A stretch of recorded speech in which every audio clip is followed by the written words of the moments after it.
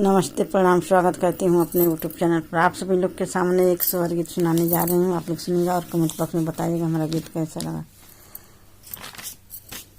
पूर्णिमा के दिन चंदा गोल हो जला, पूर्णिमा के दिन चंदा गोल हो जला।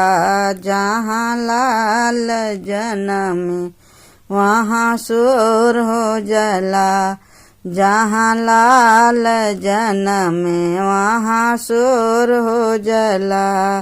सासू जी में देवता मनन को मांगे अपनाने, सासू जो में देवता मनन को मांगे अपनाने। पियरी के दैया मनवा थोर हो जला, पियरी के दैया मनवा थोर हो जला। जहाँ लाल जन्म बड़ा शोर हो जला, जहाँ लाल जन्म वहाँ शोर हो जला।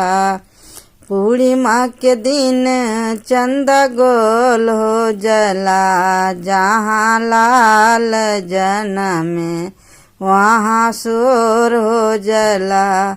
जहाँ लाल जन्म वहाँ शोर हो जला।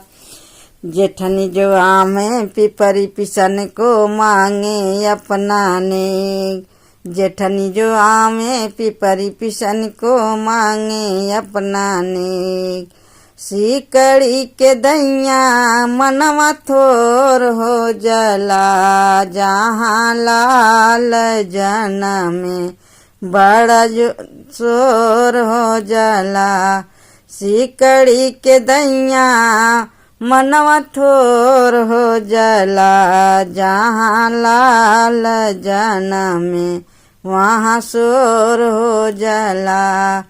पूर्णिमा के दिन चंदा गोल हो जला, पूर्णिमा के दिन चंदा गोल हो जला। जहाँ लाल जन्म वहाँ शोर हो जला, जहाँ लाल जन्म वहाँ शोर हो जला।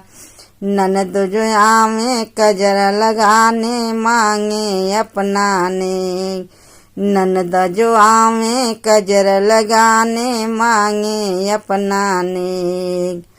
कंगना के दैया मनवा थोर हो जला, जहाँ लाल जन्म बड़ा शोर हो जला।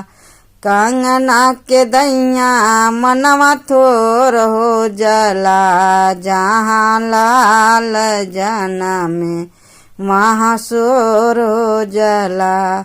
जहाँ लाल जन्म वहाँ शोर हो जला। पूर्णिमा के दिन चंदा गोल हो जला, जहाँ लाल जन्म वहाँ शोर हो जला।